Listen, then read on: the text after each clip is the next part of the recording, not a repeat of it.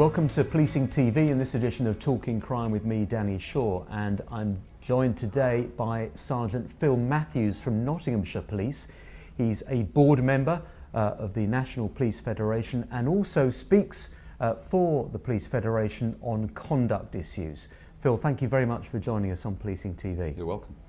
Can I ask you first of all, there has been a lot of controversy recently about cultural issues in the police, conduct, some officers going through misconduct processes and then being allowed to keep their jobs or to stay, in some cases promoted. What kind of message do you think that sends out to the wider public when that happens? I think it's very easy to judge based on a snapshot and a headline, but you know, if those officers have stayed, then there are independent chairs that have looked at the case and they don't deserve to be dismissed. So I think the public should have confidence in the system. It's very easy to make a sort of a headline, if you like, out of a case, and you can be shocked and dismayed by that headline without actually knowing the real context. And policing, particularly with the hearings, they lack the context when they get into the media. And we deal with incredibly difficult situations every day with some very, very difficult, troubled individuals that have real issues. And we have to do things in a real-time, instant, and you don't often get the luxury of sort of freeze frame thinking about what your reaction is going to be. So you have to understand that context when officers sometimes do get things wrong. And that's the sort of lens that we want hearings to actually look at our members under, that they are humans trying to do a really difficult job under really difficult circumstances. And sometimes they make mistakes. That doesn't mean to say that they need to be dismissed or that the service will be worse off for keeping them in. It's not the case. You know, over a long period, police officers are really dedicated, committed individuals that set their sort of life about helping the public. And if something's gone wrong in a split second, do they deserve to lose their job and their career? Or can they learn and can they actually be a better officer moving forward? And that's what we need the public to understand. I think the public perhaps will understand that. I think what's harder perhaps for people to understand is some of the cultural problems and officers using completely inappropriate language, and yet they apparently keep their jobs. And people going, well, what's going on there? I mean, we've seen some cases in London particularly of that. Yes, some of this you have to, again, police officers are entitled to a private life, and some of the messaging and things you're referring to are sort of private conversations. Like, we have to remember we are a reflection of society. There will be people that have diverse thoughts that we don't necessarily all agree with within the police, and where we find those, we do tend to root them out. But it's modern technology, modern life. You or I, when we've grown up, didn't have phones. If we were to have a conversation with somebody, it would be face to face, whereas now it's all done online. And once it's online, once it's on a written format, it's out there, and that's the thing that police officers of the modern day haven't got their head around. When they join the force, they're still, you know, glued to their phones, their screens, and dealing with 21st century life. And actually, we're held to a different standard. And when we do find that sort of behaviour, we do tend to root it out. But again, you have to look at the context those were in. Some of those people have kept their jobs because they weren't the originators. And again, it's very easy to see a headline and think, oh my God, that's disgraceful. They all need dismissing. But actually, we have confidence in the hearing system that those that need to get dismissed do get dismissed. Those that don't, that can learn and be a value to society moving forward, will keep their jobs. Do you think the misconduct system works properly and is robust, independent and timely? Would you say it satisfies those three criteria? Not all three. There are still some improvements that we'd like to see made. I think it's been a great help having independent chairs that are legally qualified to hear the cases, because that's put more perspective on things. There's still a police officer on the panel, so they get that sort of policing experience, knowledge, and the sort of cultural issues from a force, because every force is very different in the way that they operate and the policies and procedures they use. But I think it's brilliant from a public perspective, because one of the public queries was they should be more open. There's still quite a few that are held in private for various different reasons, but that's a matter for the legally qualified chair to decide. but we think it's been a benefit.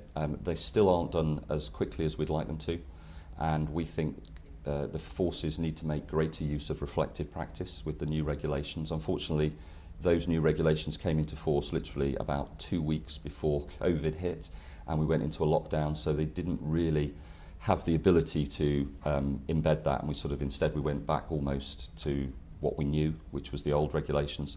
So we think there's still too much getting into the hearing system that should be dealt with at a lower level, much quicker and faster, so that the officers can get on with their day job. Let's just unpick some of those things first of all. Yeah. Let's talk about legally qualified chairs. So you as the Federation representative on this are saying we like having independent legally qualified chairs. Yes. But there's been a report recently which says we need to go back to the old system where a senior officer chaired the misconduct panel, because it looks as though the legally qualified chairs are sort of letting some officers get away with it, or letting some officers off. That's certainly come out in a couple of the reports. There's a Police Foundation report, and also the Home Affairs Select Committee have done a report on timeliness as well, and they both mentioned that the Home Office should review the role of legally qualified chairs. We have utmost confidence in them, and we don't think that it needs tampering with, because it was changed for a reason back in 2016, because the public didn't have confidence in the system. They thought that chiefs were far too lenient. We, on the other hand, our members who went through the process felt that they were kangaroo courts, and they were dismissed because to satisfy a public clamour based on a headline without the full context and knowledge of what went on. So we have much more confidence in the hearing system with legally qualified chairs doing it. Is that because your members are, either being found guilty at a lesser rate, or have charges downgraded more often than they did previously? So of course, if it's not a kangaroo court, you'd obviously favour it, wouldn't you? We would, but actually my experience is that it's dealt with at the right level. Those that need to be dismissed are still dismissed.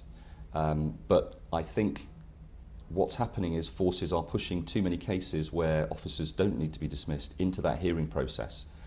And so the numbers are artificially high, and then they're really shocked and surprised why people don't get dismissed, because they shouldn't have been there in the first place. And some of that is compounded by the time it takes to get a case through to a hearing. Whereas if you could deal with it at a much lower level, sort of reset button for the officer, if you like, this went wrong, let's talk about it, let's make sure it doesn't happen in the future, then you get that officer back dealing with the public how they should be, and you get a better officer for umpteen years afterwards. So your argument really is there are actually just too many cases that are going to misconduct They're putting hearings. the wrong cases forward to misconduct hearings. So it creates a headline, it creates the expectation from the public, well, there must be something in this because they're putting this person through a hearing. And then that's what creates the public uncertainty, if you like, when officers don't get dismissed, because they don't look at or see the subtext and the context of why they were there in the first place, and the rationale for why that job went wrong. And that's a fault with the Independent Office for Police Conduct, is it, the IOPC? Well, we say they get their case to answer threshold set it far too low, and they get that wrong. But that's set in law, isn't it? It is, but we still say they interpret it wrong, because it should be where there is, it's a 50-50, so it's one person's word against another. That's the sort of threshold. So if I arrest you in a dark alley and there's only you and my word for it, that's the threshold they should use. That should go to a hearing to allow the panel to hear both witnesses and make their own decision based on what they hear. What we find is where there's lots and lots of evidence that corroborate our members and a single bit of evidence against them, they are sending those to panels on the basis that, well, the panel could ignore everything else and just believe that one piece. That's not what the threshold was set for. It was set for that 50-50, one person's word against another, not when it's all stacked one way and there's just one piece of evidence against our membership. And those are the cases that we see that drag on for a long time, go into panels, they raise the expectation of the public, because they only see that headline, oh my God, this is outrageous. But what they don't see is all the other evidence that corroborates our members' view, and they don't get a dismissal, and the publics get outraged by that, and they shouldn't be. They should have confidence that that was the right decision from an independent, legally qualified person who's chairing that.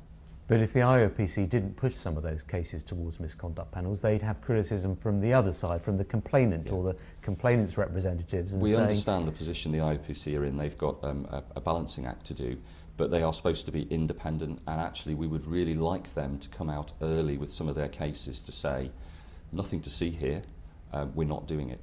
Because unfortunately, once you've set that train in motion, it feeds that negativity in the headlines, and it's no good going, well, you know, we knew that was going to be the result, but we had to put it there. They should actually be bolder with their decision making and actually and make some of those tough choices and be there to say to the public, actually, we've looked at this and we think the officer's done the right thing here. And we don't think they do that enough. They're starting to. I am encouraged by the direction that the IOPC have gone. They've made great leaps and bounds forward for where we were a few years ago. And I think under Mr. Lockwood, they've really changed and started to change. And we have a good relationship with them moving forward. But there is still a lot of room for improvement. And we particularly, over timeliness and their case to answer test, would like to see more changes. Yes, I wanted to come on to timeliness first of all. They have reduced the time, haven't they, of how long their investigations take, and that's a considerable improvement. They have, yes, and we really praise them for doing that.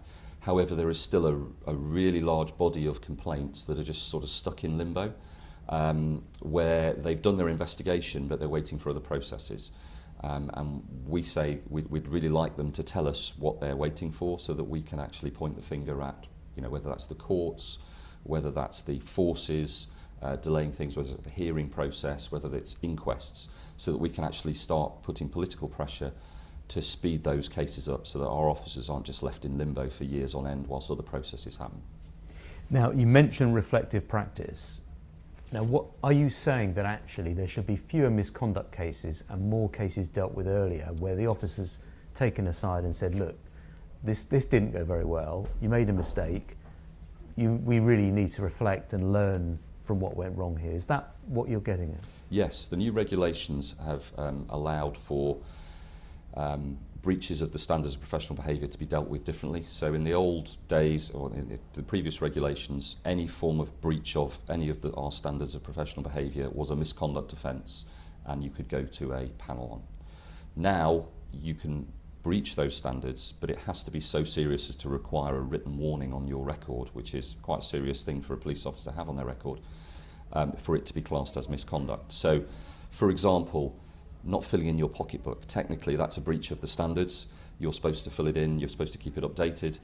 There may be a very good reason why you haven't, or it could be that you've deliberately done something wrong in order to, you know, manipulate a case and evidence. So you could have the one offence, but it could be, you know, actually I was dealing with a murder here and that's why I haven't done it.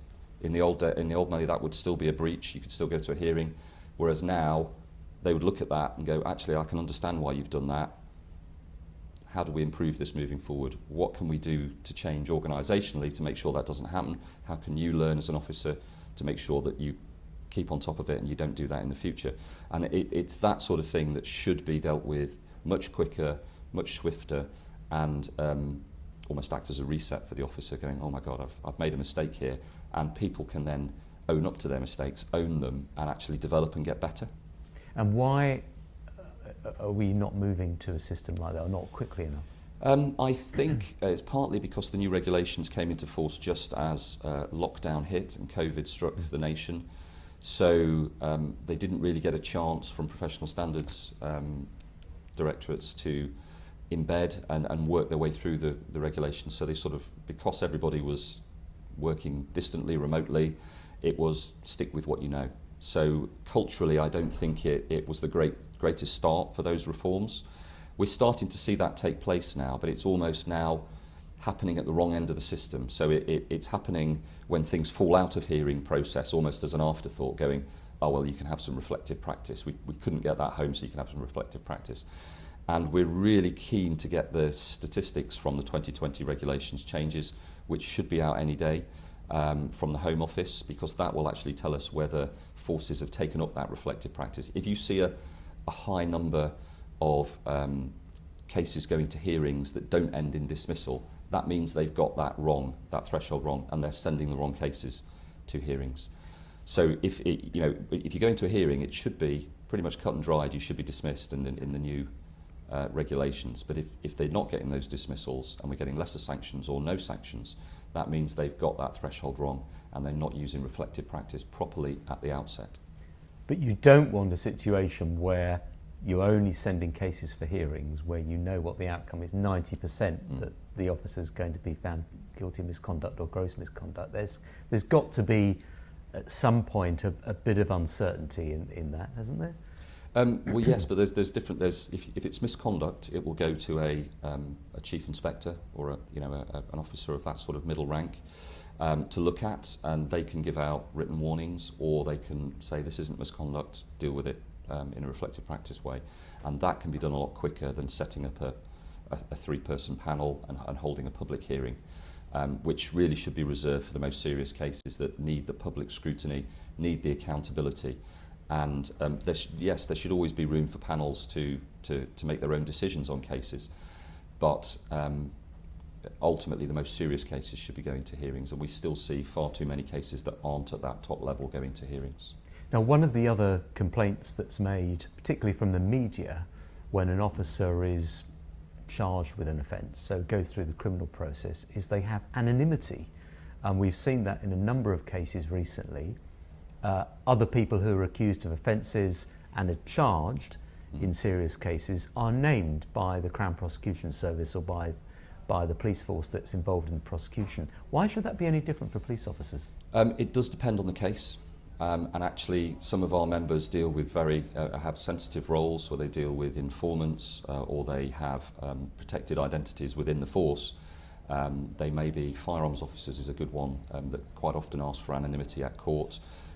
We've seen that with quite a number of high-profile shootings where the officer gets anonymity, and that is because until they are proven guilty of something, they've still got to come back in that environment. Their children, they don't necessarily be wanted to be known publicly what they do for a living and the fact they carry a gun, for example. And there's some real risks to their safety for those reasons. But it's always a matter for the court. The court make that decision. They'll listen to the rationale for why. And there may be witnesses, etc., that don't want, or there are reasons why they don't want their names used. So that's sometimes why panels give anonymity. But it is fairly rare. It's not the norm. The vast majority of our members are named at court. They do have the media waiting for them outside court.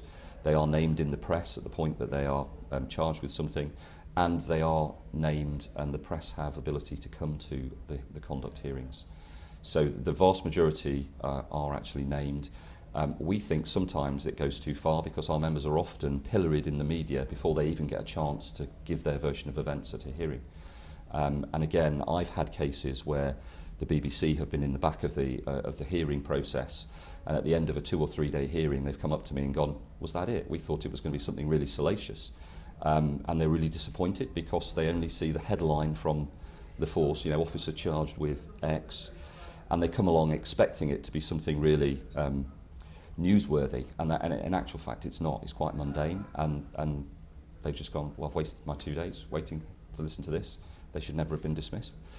Or they should, that was the right course of action. And we've now found that the media aren't coming to a lot of the hearings because it's not what they're expecting. It's not as interesting as they thought, or as newsworthy. And when you actually dig down into the detail, there's real understanding for why things have happened the way they have. And it doesn't become as big a news story. But we just want some more balanced reporting beforehand, because sometimes our members feel like they're getting trial by media before they've had an opportunity to even give their version of events. Because we can't go to the media beforehand and say, "This isn't what you think," because then we'd be accused of trying to subvert the hearing process. But anyone who's accused of an offence, if you come back to the criminal process, it's almost unprecedented for the person that's accused to have their name withheld from a public hearing. And yet we have seen that in a number of cases where police officers have been accused, serious offences, and charged, where initially at least they're not named. And it does feel like, I think from a media point of view, that it's one rule for police officers, it's another rule for members of the public who are charged with offences. The difference being that we ask our police officers to do a very difficult job on behalf of us as the public, and they put themselves in that position, when it goes wrong, they do actually deserve our protection until such point that they are actually proved to have done something illegal. And the vast majority of these cases, I mean, the high-profile ones, are mostly shootings that you talk of that get anonymity. Or where someone dies. Or when somebody dies as a result of a police incident. And 99.9% of the time, our members come out of that at the other end and don't end up being found guilty of anything. So there's very good reason why you then wouldn't want their whole life ruined because of the media attention that it brings on them before the case has even happened. But just to sort of follow on from that, I completely get that while the investigation's going on. That you know, I think you make a very strong argument. But when they're charged, when the Crown Prosecution Service says, right, there's sufficient evidence now to prosecute this person and take them to court, at that point, every other accused person is named, apart from if they're under 18. Why should that be different for police officers at that point? Well, it isn't that different. The vast majority don't get anonymity. It's only in those rare cases where the court make that decision that they get anonymity. It's not something that is just a given. The court have to actually grant anonymity. They do, but even before it goes to court, there have been cases where the CPS has not named that individual. The police, or the IOPC, which is bringing the case and investigating it, have not named that individual. Then it goes to court and there's an argument about it and the judge will decide. But they're given the benefit of the doubt up to then. And some people have looked at it and said, that's not right, that doesn't seem fair. Well, that's just the system that we have, and it's down to the court's decision as to whether they grant that anonymity, and they can, and they often do say no. But if you look at the statistics, actually our members are more likely to be charged. If you look at the guilty rate, if you like, from police officers that go to court, the general public, it's about 80% of cases that are charged end up found guilty. With police officers, it's something like 30%, 40% that are actually found guilty, and most of those are guilty pleas, usually. So,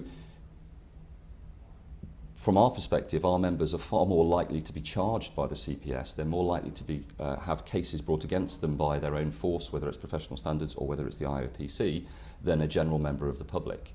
And again, they are there because they are doing that job on behalf of the public, and something's gone wrong.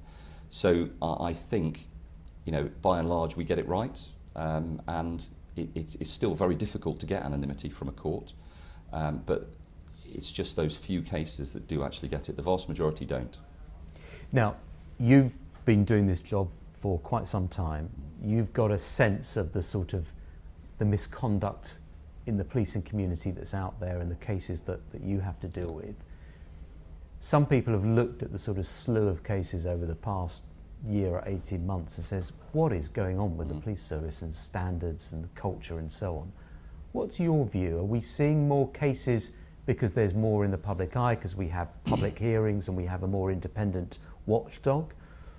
Or actually, is there something culturally that's going wrong with the police? I don't think there's anything culturally going wrong.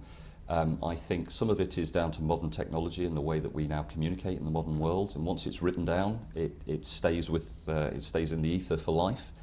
So it's very difficult if you say something inappropriate, it could be forgotten about. If you write it down and you put it on social media, it's there for life. So culturally... So you think those views...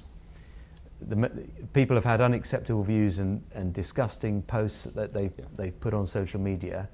Those views were there, existed 10, 15, 20 years ago, but they were just never written down, so they would never be found out, they wouldn't be proved. Undoubtedly. I mean, we are a reflection of society. We are recruited from society, and I would be wrong if I said that there weren't people that held, you know, racist, misogynist views within the police service. There are. But they are much fewer than in the general public because they are generally not tolerated and they are weeded out by their own. If you look at some of those cases that have come up in the media, some of the WhatsApp groups where they've had some pretty vile things being said, those have been outed by other officers who have looked at that and gone, that is not acceptable, and they have come forward and said, look at this. And the vast majority of those that are dismissed from the police service are dismissed because of other officers reporting them not putting up with that type of behaviour. There's something like about 250-ish dismissals every year from the police service, and that stayed fairly constant throughout the years, 250 to 300-ish roughly on an average year. Only about 30 of those are due to a public complaint. The rest of them are from internal investigations that have been started by other officers going, that's not acceptable, we don't put up with that in the police service. So I think that speaks volumes about the culture of policing and police forces in general. We generally don't put up with wrongdoers within our own midst, and we out them and we get rid of them. And I think the public should take great confidence in that. The vast majority of dismissals are from other officers reporting wrongdoing and going, that's not acceptable. The very few cases where things have gone publicly wrong, it's 0.01% of the complaints that come in, which is absolutely minuscule. And actually, any sort of public service organisation out there would bite their right arm off for our sort of satisfaction levels and the number of complaints we get compared to the number of interactions that our members have every single day with the public. There's about 30,000 public complaints. Well, when you think of how many interactions every police officer has every single day, and those working within police have every single day with the public, that's tiny. Tiny number of people that aren't satisfied, and only 0.01% of those result in somebody getting dismissed or needing to be dismissed. So in your overview of conduct issues, you can't see a sort of worsening culture, No. and you don't see something that's really endemic. No, and if anything, I think the mentality has moved forward with society, and I think what may have been acceptable 10 or 15 years ago isn't acceptable today, and is outed today, and I think that speaks volumes really, that all of those cases you've talked about, or you've sort of touched on without mentioning the names, have been from other officers going, this isn't acceptable, do something about it. Phill Matthews, thank you very much indeed for talking to us. You're welcome. Thank you.